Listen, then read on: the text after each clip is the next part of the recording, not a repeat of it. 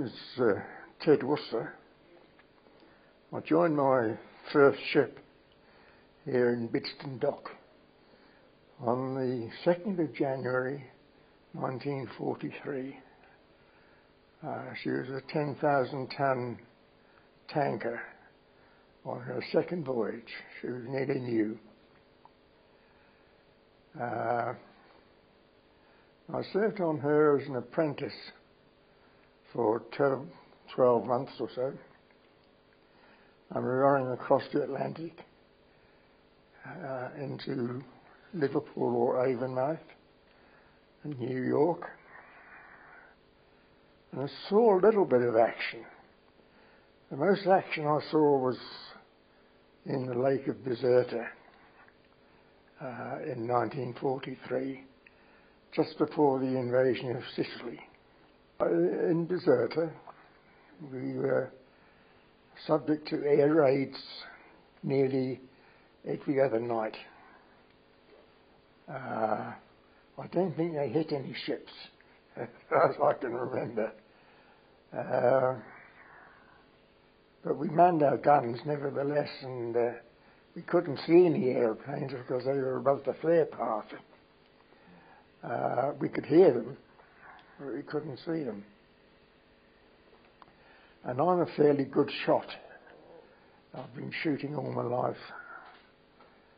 So I contented myself with shooting at the flares to see if I could knock them down and create some darkness. When we discharged half our cargo for the aircraft, we went to anchor outside in the lake, and we were bunkering tank landing ships.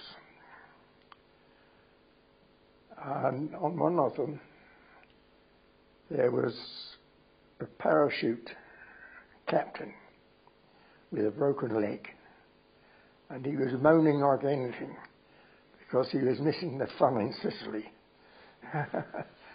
So the mate said to him, "I just thought you'd have been jolly pleased to get away from it." "Oh no," said the captain. I wouldn't cross the Atlantic for all the tea in China. And we just accepted it. So it's a matter of what you get used to. You can get used to all sorts of obscenities and accept them, which is a bad thing to do. I had to go to convoy conference in New York or Liverpool.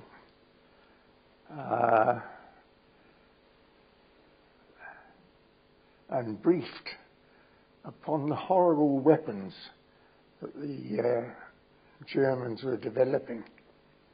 They had some gadget that chased after your propeller and shot you up the stern.